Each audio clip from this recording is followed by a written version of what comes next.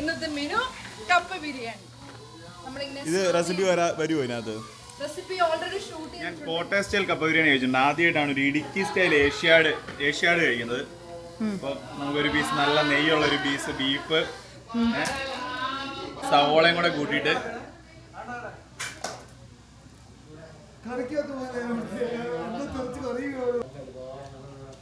Super ആണോ? ഇത് കപ്പ നല്ല ബിരിയാണിയാണ്. തേങ്ങ വറുത്ത് ചേർത്തിട്ടുണ്ടല്ലേ?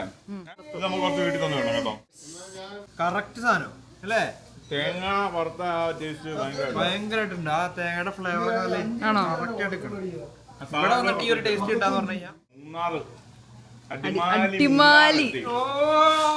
എന്താ ഇതിനകത്തൊരു സീക്രട്ട് ആയിട്ട് എന്റെ സ്നേഹം. എന്തോ പ്രശ്നമുണ്ടെന്ന് തോന്നുന്നു. നിന്റെ പ്ലേറ്റിൽ മാത്രം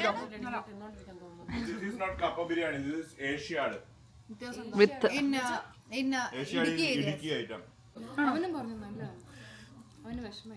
ഇത് ശരിക്കും നല്ല ബീഫാണല്ലോ, നമ്മുടെ നാട്ടിലെ പോലത്തെ ബീഫാണല്ലോ.